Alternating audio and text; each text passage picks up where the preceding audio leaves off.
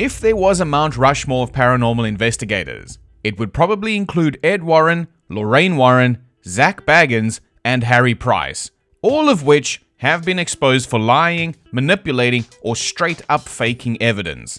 Now, since I just recently wasted a small portion of my life by watching The Conjuring 4 and had these 5 words shoved down my throat again. Whoa, spoilers! That's not it. Let's check the trailer again.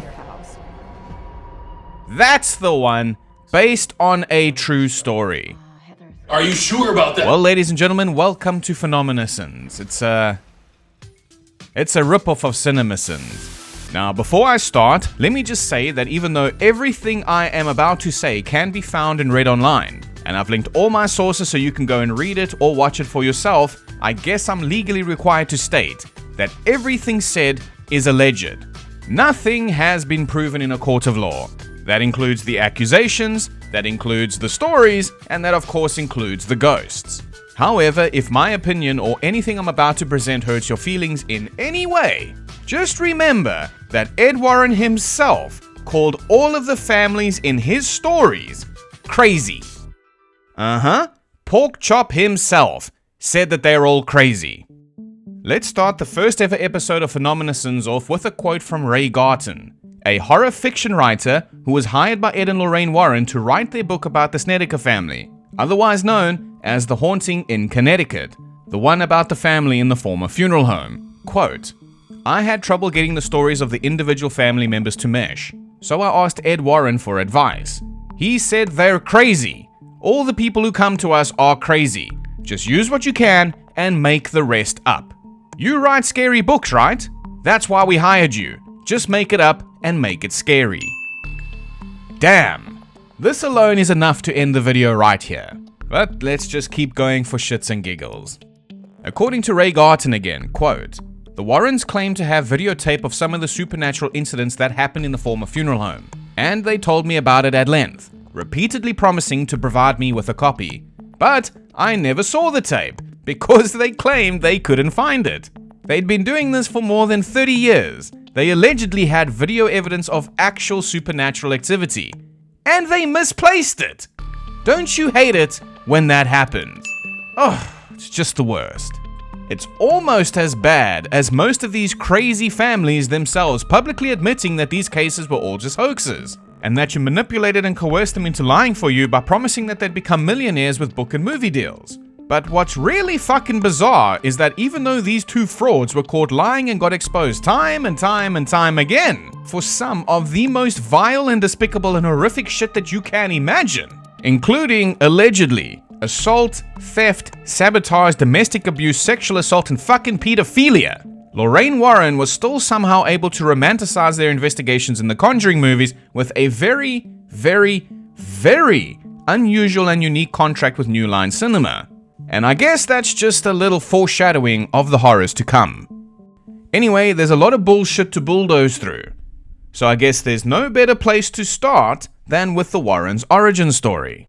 And you know, you'd expect this to be straightforward and not wrought with contradictions and inaccuracies. But I suppose that that's just too fucking much to ask for with these people. According to the Truth or Demons podcast, when Ed Warren Miney was about 17 years old, he was apparently accused of fucking assaulting and robbing someone. Yeah, that's right, this fucking guy. Now, this attack was apparently so bad that it took a bunch of staples to seal the person's head shut again. Now, due to the nature of this crime, some people have speculated that this may be the reason why Ed went off and joined the Navy in 1943 during World War II, because during this time, judges would offer minor criminals the choice of either going to jail or going to war. Not impossible, but who knows for sure. And if you take a look at their website, it's clear that not even they know what the fuck is going on. Now, just to set a precedent of how trustworthy and reliable these people are, I will use their own website to prove the point that if they can't even tell the story of how they met accurately, what fucking chance is there that anything else they said was correct? Zero, probably. Now, in the About section, their website says that Ed met Lorraine when he was 16 in 1944. Well, simple mathematics would tell us that this is impossible. since he was born on September 7th, 1926, according to his own tombstone. Therefore, he should have been 18 in 1944. I wonder why they changed that detail. However, when you click read more here, it now says that Lorraine was 16. This time at least Scott Steiner is happy because the maths actually checks out. Assuming that this happened in the beginning of the year because Lorraine was born on January 31st, 1927, according to her own tombstone. Now, if you read this stupid fucking article, it seems as if Lorraine is telling the story of how they met. At least it's presented that way, which to me makes these mistakes and inaccuracies just a little more baffling.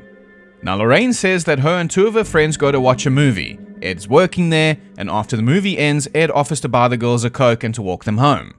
Lorraine's two friends then order their Cokes, which were 5 cents each, but Lorraine decided to order an ice cream soda, which cost 10 cents. Now, Ed would later say that since Lorraine ordered the ice cream soda instead of just a Coke, he always knew that she was a gold digger. What a charming fella. Anyway, at the end of the stupid fucking article, Lorraine says, quote, "When he ran across the street, I didn't see the slender young man of 16. I psychically saw Ed as a grown man, a man that I would marry." So now, not even Lorraine can get the age right. And then on top of that, their website then says that Ed was 17 in 1943. So Ed is aging backwards like Benjamin Button. Then in the About section, their website says that Ed joined the Navy in 1945. However, in this article titled "I'm Going to Die Out Here," they say that Ed joined the Navy in 1943. Now, before you think something like, oh, it might have just been like an employee or whatever that wrote this article and they fucked it up. No, this was written by their son-in-law, Tony Spera, who is now leading their organization, NESPA. Anyway, it seems though that they at least got one thing right, because in this article it says that Ed first attempted to enlist in the Marine Corps, lying about his age. So at least they admit that Ed was a liar, I guess. Now, this article is all about Ed's time in the Navy and how the ship he was on sank at sea and how he survived the incident. He would then get survivor's leave and go home and marry Lorraine. Very romantic, very scary, very inaccurate. Of course. Now, in this article, Tony Spera refers to the vessel that Ed was on as a ship called the Spring Hill, and that it collided with an oil tanker on February 5th, 1943, somewhere in the North Atlantic. After the collision, quote, "Flames and heavy smoke billowed from the injured ships. The men were all ordered to abandon ship, and so, although shaken, frightened, and with great trepidation, the men began jumping overboard into the icy, shark-infested waters of the unforgiving sea." Well, as a former seafarer myself, that's scarier than all 11 Conjuring movies combined. However, it turns out that this incident with the Spring Hill actually really did happen. Quite a surprise, to be honest, and it turns out that it really did happen somewhere in the North Atlantic, like Tony Spera says. However, it's actually quite easy to find out exactly where the Spring Hill was, and also what exactly the Spring Hill was, and when the Spring Hill was, because this actually happened on February 5th, 1945. And the Spring Hill wasn't just a ship. It was an oil tanker. Now, why Tony chose to omit that fact is beyond me. Perhaps an oil tanker is not as heroic or revered as a Navy ship, but he chose to call it a ship when it was actually an oil tanker. Now, according to usdeadlyevents.com, the Spring Hill was anchored in Anchorage 27 off Pier 18 in Staten Island, New York, and was hit by the oil tanker the Panamanian Pan Cleo. So we found out exactly where this incident happened. So it did technically happen somewhere in the North Atlantic, but Tony may as well have said somewhere in a galaxy far, far away. Now, something else that he neglects to mention for some reason is that there was actually a third oil tanker involved as well. The Norwegian VV that was anchored nearby was struck by burning oil when the Panamanian Pan Cleo collided with the Spring Hill. Now, I was able to get that information in about 10 seconds. So surely, if Ed Warren was there, which I am not doubting, he can be there if he wants. I'm just saying that if he was there, he would have known about the third oil tanker. He would have known that they were anchored and not in the middle of the fucking sea. He would have known that the Spring Hill was also an oil tanker. They just couldn't be bothered to tell the story truthfully. It's almost as if these stories are designed to make Ed and Lorraine look like heroes like they do in the Conjuring movies. And to prove my point, let's read just a little bit of Tony Spera's write-up. Just a little bit because it's really fucking bad. But for shits and giggles, let's just read a little more.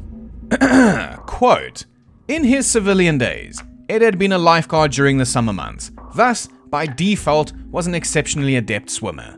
Ed jumped in and quickly realized that he was in extreme peril. The icy waters quickly wearing him down, and the flames, oh, those nasty flames, surrounded the young sailor and his shipmates. Ed saw one of his fellow sailors struggling to stay afloat.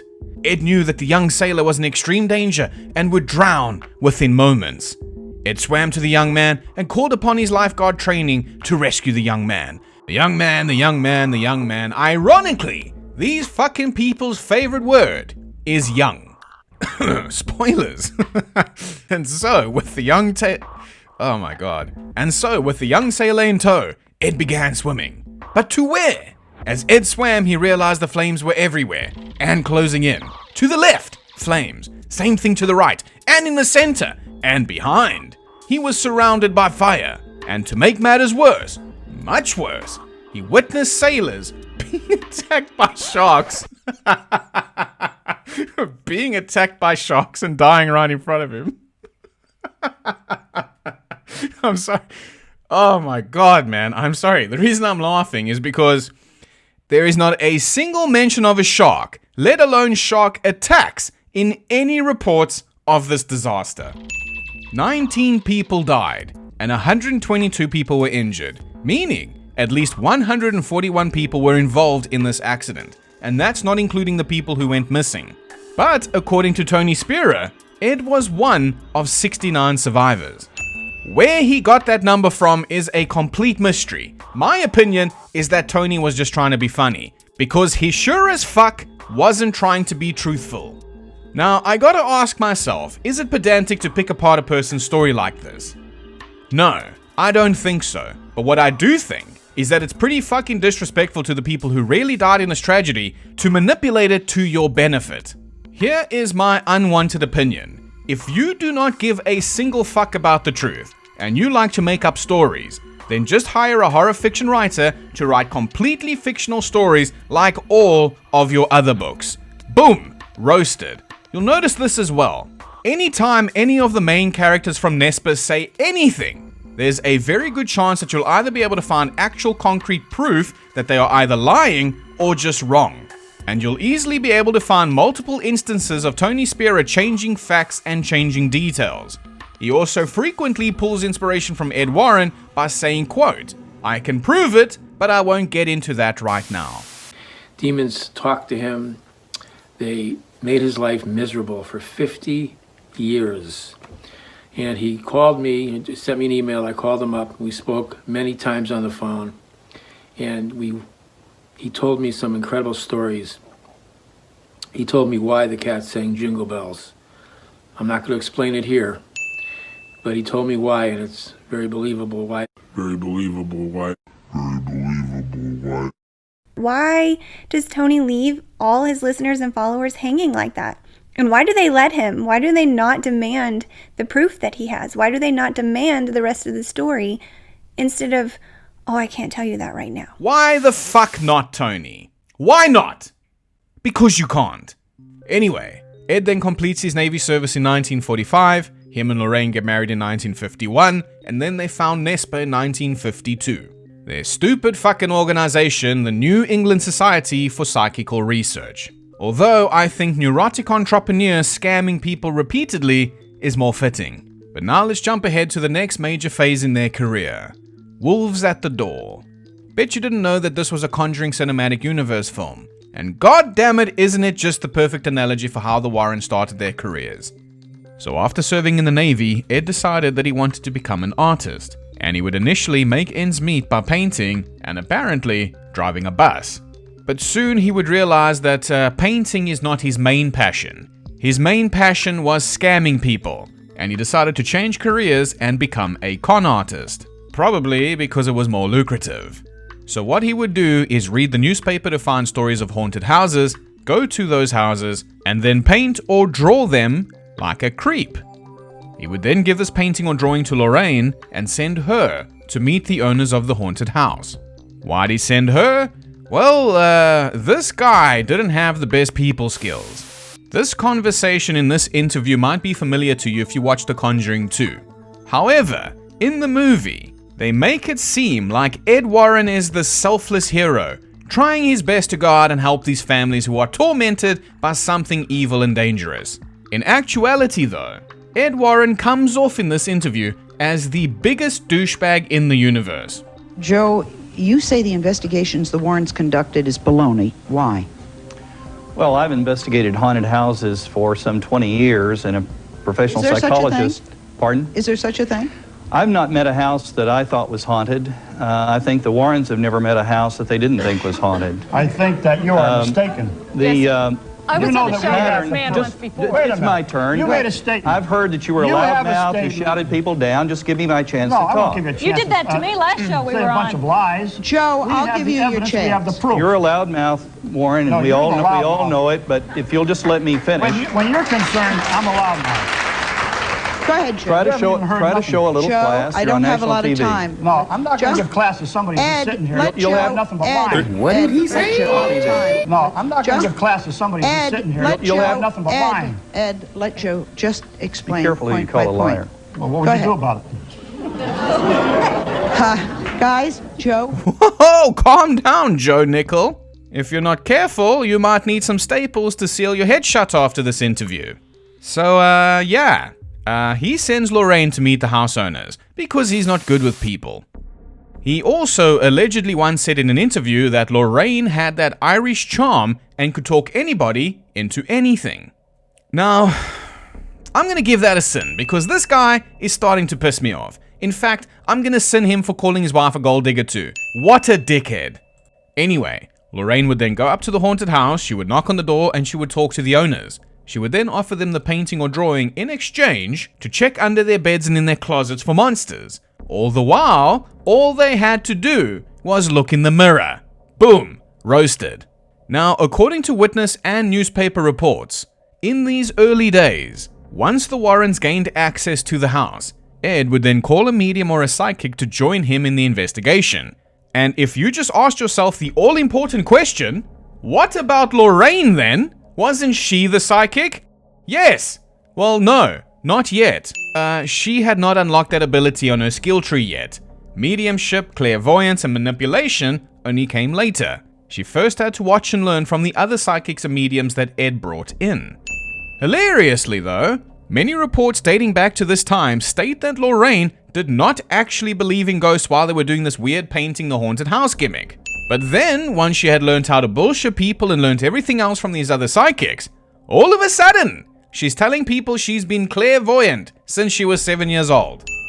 Because that's something you just forget. And then just fucking remember again one day. Now, she also said that she could see colors around people, like an aura. If that were true, she would have seen that Ed Warren's aura was brown, because he was allegedly a big piece of shit.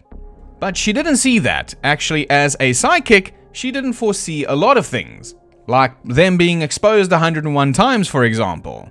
But I guess she did foresee how much money her and Ed were gonna make with these stupid books, and she said, you know what? I actually do believe in ghosts. And yes, sir, there's a ghost in your haunted house right now. In fact, there's several of them. You're probably gonna need a seance and or other assorted services. Would that be cash or credit? Now, I know some people do defend them by saying that they didn't actually charge for their services. And that's true, they didn't. I was just joking. But what they did do is use Lorraine's Irish charm to talk these families into signing contracts to give away their likeness and rights to the story without allowing them to consult a lawyer first. And then they would fuck a lot of these families on these deals and take all of the money for themselves. Now, fair enough, I'm just saying shit here and I'm not giving you actual proof or numbers or quotes or whatever. But I'm not Tony Spera or Ed Warren. And as soon as I get to the demon murder trial, I will give you actual numbers as to how much the family made and how much Ed and Lorraine made. Anyways, back to the haunted house shit. Now, once inside the haunted house, Lorraine would walk around and make things up. What's interesting here is that very much like the Supernatural series, the early days of the Warrens' investigations were all about ghosts. And ghosts is what all of their university lectures were about. However, in 1973, The Exorcist came out, and it became an instant cult classic, and this fucking guy suddenly became a demonologist. Something for which, by the way, he does not have a certification or a degree for, and almost every single case from this point forward had a demon in it. No longer did the Warrens care about ghosts, it was all about demons. Funny how that works. Therefore, some people accused the Warrens of riding the wave of satanic panic at the time, and taking advantage of the public's interest in demonic possession to sell more of their stupid books. Yeah, well, it worked. Good for them. Since we were already doing this in chronological order, let's move on to the Warrens' first big claim to fame before the whole Amityville thing. Annabelle. Now, I've already done a bit on this doll in this video here, but let's see how many sins we can get out of this one. And yeah, this is going to be mostly the same as in this video because I'm fairly sure I got it right the first time. This doll is not possessed. Now, the only mystery that seems to exist here is when exactly this all happened. As per tradition, on the official Ed and Lorraine website, it says 1968. The same website, by the way, also says the doll was only bought in 1970. And then Ed himself, in this video on their official YouTube channel, says that the nurse received the doll as a Christmas present in 1971. How the fuck can this be so hard to get a date right? Who knows? But what we do know at least is that there is this article written by Jill Amadio, a reporter for the Connecticut Sunday Herald, which was published in 1971, where the doll's original owner clearly states, quote, "I had a life-size Raggedy Ann doll my mother had given me a couple of years ago. I repeat, a couple of years ago. Now that tells me that she didn't receive it in 1971, which Ed should have known because he's the guy that actually went out and met these fucking people. But I suppose he just hears what he wants to hear, which is his own stupid fucking voice. Anyway, I'm just going to play my original video and I'll jump in every time I have something new to add. Now, according to Jill Amadio, the Warrens contacted her to write a piece on the Annabelle doll because they, quote, wanted publicity. So Jill agrees and accompanies the Warrens on the case to investigate the Annabelle doll. Now this is the story of what happened according to the original owners. Quote, "I picked up the Raggedy Ann doll, shook her hard, and shouted, 'You're nothing but a toy.' I then felt a sudden burning pain across my chest. When I opened my shirt, there were 7 bleeding claw marks slashed across my body." So says Anthony Rossi of East Hartford. "Oh yeah, it's true. We saw it happen," says his girlfriend Marguerite Tata and her roommate Annalie Getz. The three share an apartment on Glen Road in East Hartford. They related a most bizarre tale of the supernatural. Now, I assume that most of you are already familiar with the story in some sort of way, be it through the movies or whatever the fuck the Warrens were saying. Now, the names of these people have obviously been changed, I suppose, to protect their identities. In other versions of the story, Marguerite is referred to as Debbie or Donna, Annalie is referred to as Angie, and Anthony is referred to as Lou. What their actual real names are is a complete mystery. Anyway, moving on. Marguerite says it all started about a year ago after we moved in. Tony and I were dating and he came to live with us. I had a life-size Raggedy Ann doll my mother had given me a couple of years ago and I kept it on my bed as a decoration. But then, strange things started to happen. When we came home from work, we'd find the doll in different places. In the kitchen, on the floor, and even kneeling on a chair. We all thought that one of us was fooling around, so nothing was said about it. Then, one day before Christmas, I came home and found a little chocolate booty on the stereo set. What in the blue hell is a chocolate booty? Both Tony and Annalie denied any knowledge of it. We couldn't understand how it got there. Then that same week, we found some keys in an ashtray I had just cleaned and put on the coffee table. Again, none of us could explain their presence or to whom they belonged. Unfortunately, the article gets cut off here, but moving over to the next column. Taking up the story, Tony recounted, I started having nightmares of the doll crawling up my legs onto my chest in an attempt to strangle me. I woke up from each dream sweating. Marguerite had a friend who was a medium, and she asked her to hold a seance to see if there could be any supernatural explanation for the doll's behavior. At the seance, we found out that the doll had become possessed by the spirit of a little girl who died when she was 7 years old. She used to play on the site our apartment house was built on. She said her name was Annabelle Higgins. All she wanted was to be loved. She asked to stay. Okay, now I hate to be that guy, but again, to the surprise of probably no one, Pork Chop Warren himself says in the same YouTube video, so now the woman holds a seance and she said, there's a spirit of a 6-year-old girl in that doll. No, she said 7. Who was killed in an automobile accident just outside of your apartment house here. There is no report of a child named Annabelle Higgins dying in this area by car or otherwise. Well, there was a 6-year-old child by the name of Annabelle who was killed. No, there wasn't. Now, this is the story that Ed went with originally. The spirit that possessed this doll was a young girl named Annabelle Higgins who died outside on the street, but later, Ed would change it up and say no, it's actually a demon impersonating a little girl. And he probably made this up after the release of the instant cult classic, The Exorcist in 1973. And while we're on the topic of movies and cult classics, people have even speculated that this name Annabelle could have been inspired by a 1963 episode of The Twilight Zone called Living Doll. In this episode, a mother named Annabelle gives her daughter a talkie Tina doll that terrorizes the girl's stepfather before making him fall down the stairs and die in an apparent accident. Sounds pretty familiar. Maybe it did inspire the name, maybe it didn't. Ed then goes on to claim that a bunch of shit happened that is not mentioned in this here article. Like knocking sounds, flashing lights, the bed would shake, it would get icy cold, and they would hear whispering. As far as I can tell, all the original owners claimed was that this doll was moving around the house, changing sitting positions, attacking the male roommate in his dreams, and then he would wake up with scratch marks on his body that conveniently disappeared very quickly. I wonder though why Annie was so angry with him. What got Annie so upset? Are you okay, Annie? The owners also claimed that this doll was writing notes, and I don't know what's more suspicious to me, a demon possessing a doll or this doll writing letters. How did this fucking doll hold a pencil? Fuck you, that's how. Alright, fair enough. Well, the Warrens said that this was all true, of course, but these alleged love letters from Annie have never seen the light of day, or they just do not exist. None of it's true. It's BS. They made it up. They lie. If these letters did exist, though, I'm sure the Warrens would have framed these fucking things and hung them in their occult museum to charge people money to see them. Speaking of money, I wasted some on Ed Warren's audiobook, The Demonologist, and something he said in the Annabelle section killed me of laughter. Literally, I'm dead now. I'm a ghost. Call Nuke's Top 5. Here's a piece of that audiobook. The demonic is a liar. It's even been called the father of lies. Well, you were lied to by a spirit of deception, and unknowingly, you believed the he.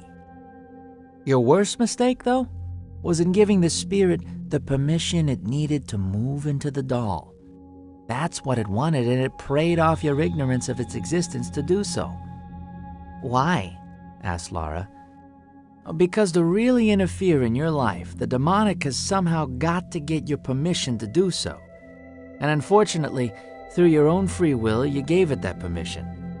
It was like handing a maniac a loaded gun. Then the doll is possessed? Questioned Deirdre. No, the doll is not possessed. Spirits don't possess things, spirits possess people. And there you have it. Now that's not out of context. That is Ed Warren himself debunking Annabelle. But this guy still has the balls to say this. The skeptics, the atheists, the first thing they attack you with is, where's the evidence? Where's the proof? This never happened.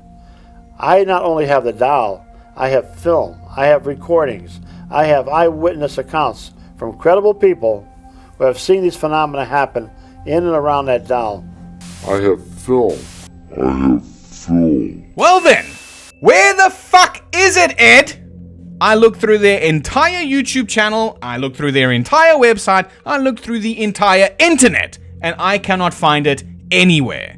What a shock. Now, even though he says that demons cannot possess objects, and the demon is most likely possessing the people in the apartment, the nurses and shit, Ed still decides to take Annabelle home with him just in case. So let me ask you this then. Why does this self-proclaimed, one of only 7 demonologists in America at the time, suddenly change his mind and say, let me take this doll home with me just in case the spirit has not detached itself from the doll yet. You just said they don't possess objects. Apparently, then on their way home, Annabelle tries taking control of their car to steer them off the road and kill them. Annabelle, the super powerful demon, was no match for the Warrens though, and they survived this because they're the fucking Warrens. I am absolutely certain that this is all a lie, so I'm gonna go ahead and sin this. Ed and Lorraine then get home unscathed. Ed then calls a priest and he asks the priest to come check out this doll that he just stole from a young nurse. The priest then comes over and he blesses the doll. But according to Ed, this priest then cuts a promo on Annabelle and he says something to the effect of, "Oh yeah, Annabelle! Not only are you a hot dog, a grandstander, a showboat, and a prima donna, but you're a liar too, and you told some of the biggest lies that I've ever heard of in my whole life." He then says you can't hurt anyone and he throws Annabelle across the room. On his way home, apparently, this unnamed priest crashes his car. The thing is, no one knows who the fuck this priest is or if this even happened, because no one has ever found a report of it. So believe it if you want, but I'm gonna choose not to believe it and I'll tell you why. Ed and Lorraine told it, but also, do you remember Jill Amadio? The reports of the Warrens called in because they wanted more publicity, so they asked her to come check the doll out at the nurse's place with them. Well, according to Jill, the Warrens gave her this demon-possessed doll to drive back to her office to photograph it with the original owners, despite knowing the quote-unquote danger. Now the big question is, did the reporter Jill Amadio die? No, nothing happened on her car ride except that she thought that she saw the doll's head move. Well, that could have been because of all the scary bullshit that Ed was spewing before she took it that made her more susceptible to imagining that. Her nerves about the situation could have made her more edgy. Or she could have just fucking turned a corner or hit a little bump in the road and the doll's head moved. But the main takeaway is that she didn't die. The car didn't crash and she is still very much alive.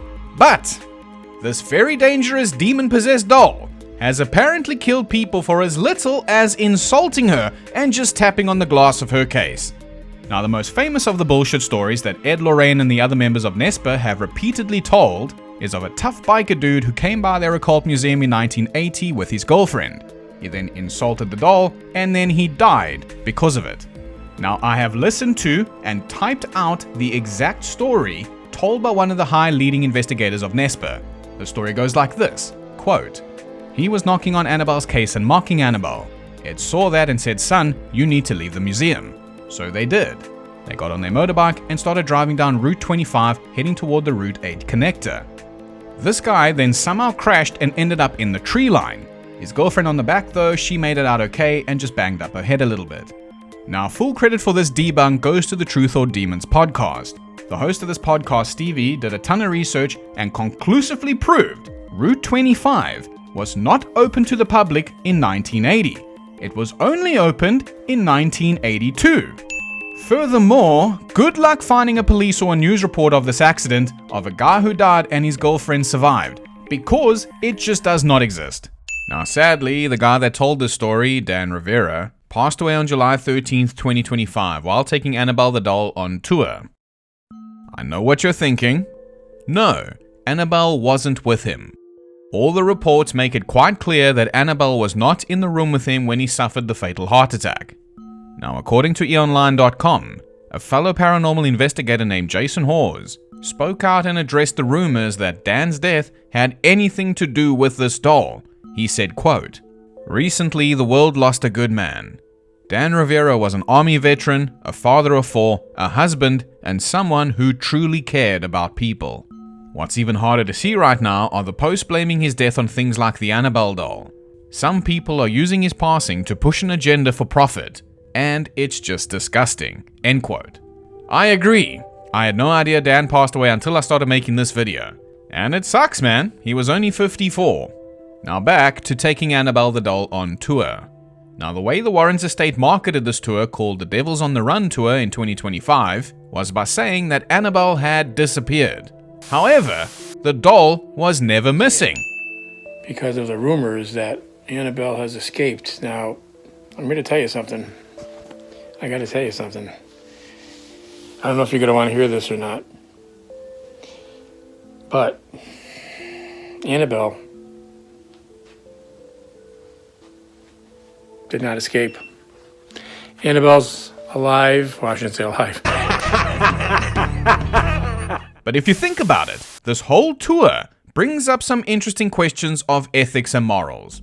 For example, if you really believe that an object you owned was possessed by a demon, even though Ed Warren himself said that's impossible and the demon is actually stuck on your shoe, or how did he say it exactly? Sometimes when you get haunted, it's like stepping on gum. You take it with you. There we go, that's it.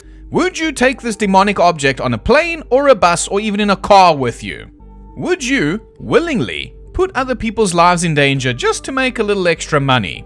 What if you hit a pothole and this demon-proof box broke or like popped open a bit so Annabelle could get out, and she went and killed the bus driver or the pilot of the plane?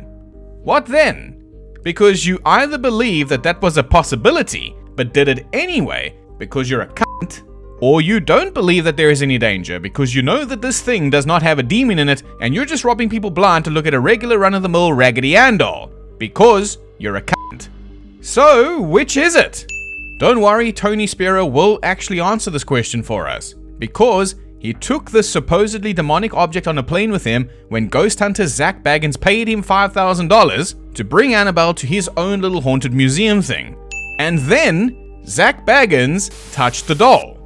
The world-renowned Annabelle doll is inside my haunted museum, and although she has harmed other men who have touched her, I can't help but feel an almost irresistible urge to reach out and make direct physical contact. It's trying to tempt you, but you're stronger than them. There was a moment there where I was sitting next to it, and it was just like I was connected to her. Of course. That whole moment, I felt nothing but goodness and just happiness and sadness. There was no evil. You're not alone, Zach, and it's inside of you. You need to have it. Why would you do that? Did he do it? Did he touch it? Yeah. Don't touch the doll. Do not touch doll.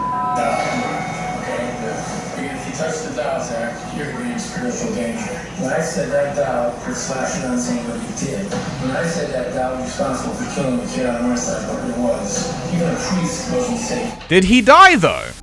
No, he seems quite fine to me, physically at least. I don't know how he's doing mentally though. Perhaps the guilt of lying for years about ghosts is starting to weigh heavily on him. Perhaps he doesn't give a fuck at all because lying has made him rich. However, the point is this. Tony Spera clearly believes that this doll is dangerous and kills people, based on the way that he reacts here to Zach Baggins touching Annabelle. But he took this fucking thing on a plane with him anyway, because $5,000 is worth a whole lot more than 100 plus people's safety on a flight and the hundreds of people below on the ground that the plane could have fallen on. Yeah. Neurotic entrepreneurs scamming people repeatedly. Anyway, I think that this is more than enough to prove that this is just a regular Raggedy Ann doll. And here's a picture proving that the Warrens did too. They actually let people pose with it for Halloween photos. And yeah, Lorraine said that this was a body double, because the real doll is dangerous. The real doll, by the way, that Tony Spera took on a plane. He took through the airport and he let Zach Baggins touch. Who didn't die?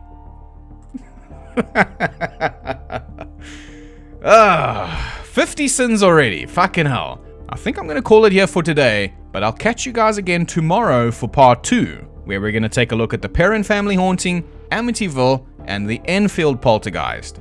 And we're gonna rack up quite a few more sins because, oh my god, those stories are stupid. Well, alright then, thanks for struggling through this with me, and make sure to subscribe so that you don't miss part 2. Thanks for watching.